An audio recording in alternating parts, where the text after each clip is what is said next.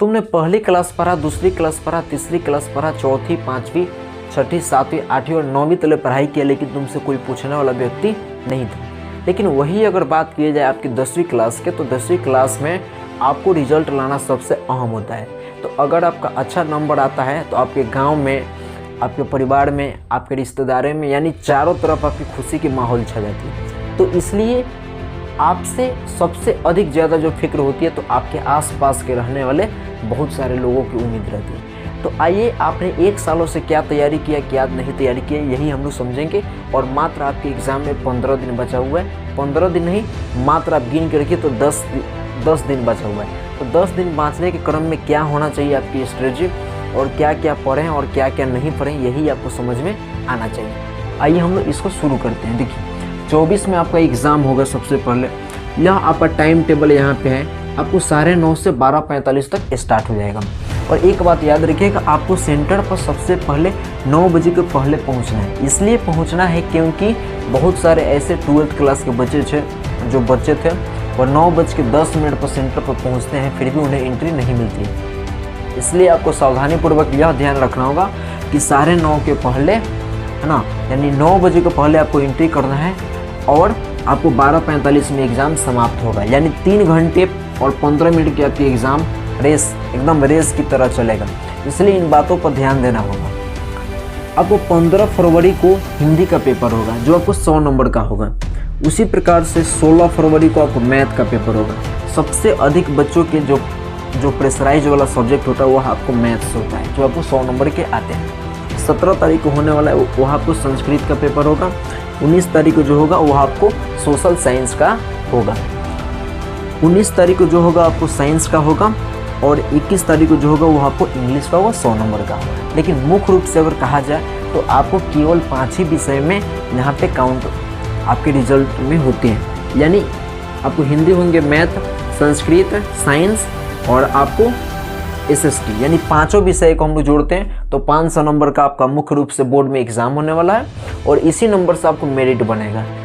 अगर आप चाहते हैं कि 90% आ जाए या 95% आ जाए तो इसके लिए आपको 10 दिनों तक लगातार मेहनत करना होगा। उसके लिए देखिए, इंग्लिश जो होते हैं इसके नंबर आपको नहीं जुड़ते हैं, क्योंकि इंग्लिश जो है ना ऑप्शनल विषय बिहार बोर्ड में माने जाते हैं। देखिए, तो रिजल्ट के लिए क्या होना चाहिए, देखिए, तो रिजल्ट को हम लोग 2 भागों में डिवाइड कर सकते हैं। पहले को हम लोग ऑब्जेक्टिव भागों में बांट सकते हैं और दूसरे को सब्जेक्टिव भागों में बांट सकते हैं। 40 नंबर के आपके प्रैक्टिकल आते हैं जो आपको SST यानी सोशल साइंस और आपको साइंस, यानी दोनों मिला के 40 नंबर का प्रैक्टिकल होते हैं जो आपको 40 में 40 विद्यालय से आपको मिल जाएंगे। वही अगर देखा जाए तो ऑब्जेक्टिव और सब्जेक्टिव मिला के 460 अंकों के पेपर होते हैं, जिनमें आपको 230 नंबर का ऑब्जेक्टिव रहेगा, 230 नंबर का सब्जेक्टिव रहेगा। ठीक है, तो यह जो ऑब्जेक्टिव आपको होगा यह आपको 230 अंकों का होगा, लेकिन दुगुना सवाल होगा। दुगुना सवाल कहने का मतलब हुआ कि 460 नंबर का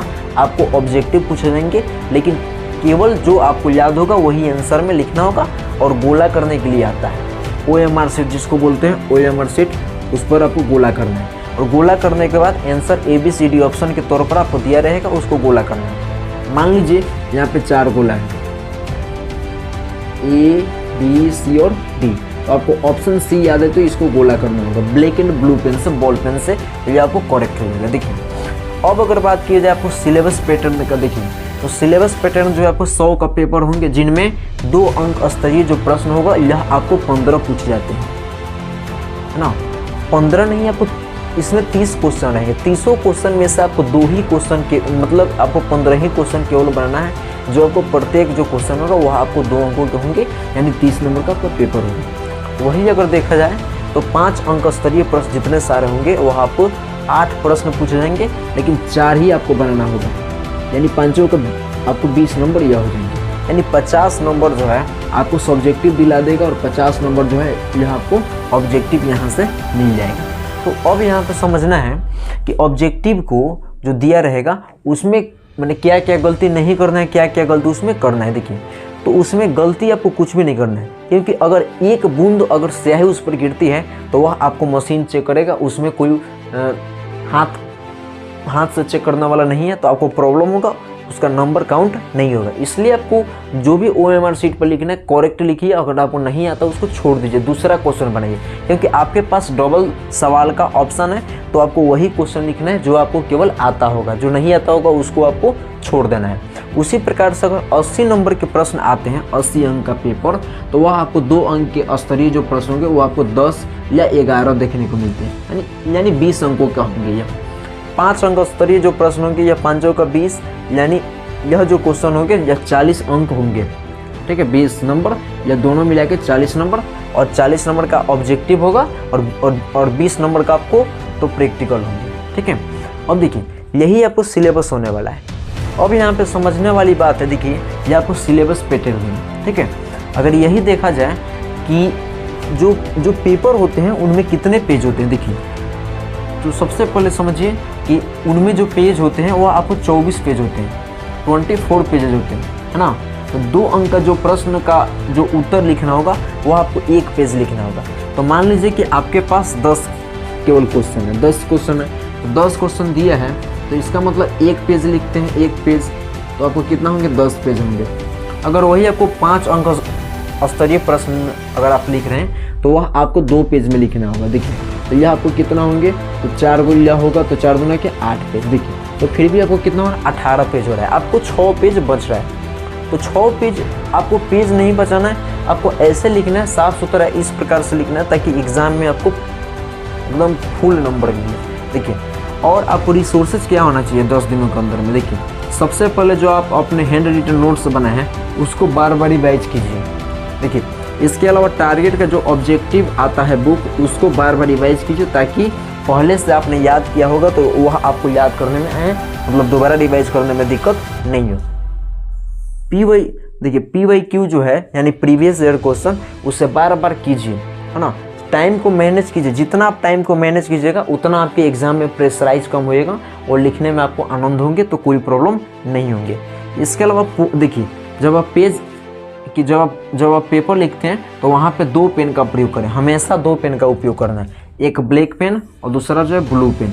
तो ब्लैक पेन जो भी आपको होंगे उसको इस बात में याद रखना होगा कि हाईलाइट जो भी करेंगे उसको लिखना होगा। जैसे मान लीजिए अगर आपसे कोई सवाल पूछता है कि जीव विज्ञान क्या है, तो सबसे पहले वहाँ पे तो क्वेश्चन नहीं लिखते हैं, तो उसका खंड लिख देंगे, खंड लिखने के बाद वहाँ पे जीव विज्ञान लिख के उसको डैश कर देंगे। जैसे मान लीजिए ऐसा हम लोग लिख दिए जीव विज्ञान, तो जीव विज्ञान लिखेंगे तो इसको हम लोग क्या करेंगे, ऐसे हाईलाइट करेंगे ब्लैक से और यहाँ से आपको आंसर लिखना शुरू करेंगे, ठीक है। 2 पेन का इस्तेमाल करना है, ऐसे पेन मत लेके जाइएगा जो आपको वहाँ पे लिखने में दिक्कत होगा, ठीक है, अच्छा से देख लीजिएगा। इसके बाद देखिए जब भी आप क्वेश्चन को लिखते हैं पेपर को कैसे लिखे, देखिए तो पेपर जैसे आप लिखते हैं तो पॉइंट वाइज लिखने का प्रयास करें। जितना आप पॉइंट वाइज लिखिएगा, साफ सुथरा दूर दूर लिखिएगा और अच्छा हैंड राइटिंग में लिखिएगा, आपको नंबर उतना ही बेहतरीन मिलेगा। इसके अलावा सभी प्रश्नों की अटेम्प्ट करें, जितने सारे प्रश्नों के अनिवार्य कहने का मतलब हुआ अगर आपको 30 प्रश्न है और ऊपर दिया है कि 15 प्रश्नों का उत्तर लिखना है, तो केवल आपको 15 ही मतलब प्रश्नों का उत्तर लिखना है, इससे अधिक आपको छूना नहीं है उस पेपर में। देखिए स्वच्छ एवं दूर दूर लिखे, साफ सुथरा लिखने का प्रयास करें, जितना आपको पेज में आंसर लिखना है करेक्ट लिखने का प्रयोग करें, हमेशा जो है व्याकरण शुद्धिकरण में लिखें और दूर दूर लिखें ताकि जो एग्जामिनर है उसको पढ़ने में कोई कठिनाई नहीं हो और आपको फुल में फुल नंबर दें। अब आप कहिएगा कि आपको पढ़ने के लिए समय क्या होना चाहिए।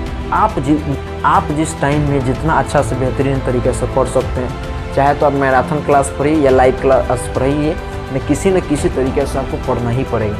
इसके अलावा मान लीजिए कि पढ़ने का समय कि बहुत सारे ऐसे लोग होते हैं जो केवल डे में पढ़ते हैं, मतलब दिन में पढ़ना पसंद करते हैं, कोई नाइट में पढ़ना पसंद करता है। और पढ़ने के अलावा आपको रिवीजन करना है, टाइम टू टाइम जो है रिवीजन करना है। ऑब्जेक्टिव जो क्वेश्चन दिए इसको बार बार पढ़ना है, डे में पढ़िए या रात में पढ़िए, बार बार, मतलब कम से कम रोज जो है 100 ऑब्जेक्टिव, जैसे मान लीजिए मैथ है, हिंदी है, संस्कृत है, 100 ऑब्जेक्टिव मैथ का बने, 100 हिंदी का बनाओ, 100 सोशल साइंस का बनाओ, 100 साइंस का बनाओ और 100 संस्कृत का बनाओ। यह 5 क्वेश्चन जो 500 ऑब्जेक्टिव दिन में देख लिया करो।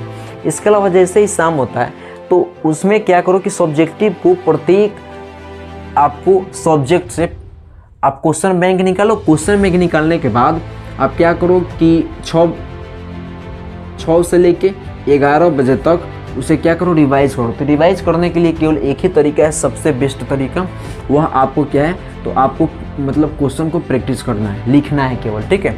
मान लीजिए आपको 10 मैथ से ले लीजिए, 10 साइंस से ले लीजिए, 10 हिंदी से ले लीजिए, 10 संस्कृत से ले लीजिए, टोटल 50 क्वेश्चन लिखना है। तो टोटल 50 क्वेश्चन लिखिएगा, तो इसका मतलब है कि आपको 12 दिन में टोटल क्वेश्चन हो जाएंगे 600 क्वेश्चन अगर आप एग्जाम में करके जाते हैं, और ऑब्जेक्टिव अगर एक दिन में 100 क्वेश्चन करते हैं तो 500 हुआ। तो टोटल क्वेश्चन ऑब्जेक्टिव की बात की जाए तो वह आपको हो जाएंगे 12×5 = 6000 क्वेश्चन हो जाएंगे। तो अगर इतना आप कर लेते हैं तो आसानी से आपका जो बोर्ड में एग्ज़ाम है, जो बोर्ड में आपको नंबर आएगा सबसे बेहतरीन क्वालिटी के आएगा और सबसे अधिक अंक आप प्राप्त कर सकते हैं। इसी तरीके से आप जो है अपने रिवाइज करके अच्छा से अच्छा नंबर पाने के लिए कोशिश कर सकते हैं।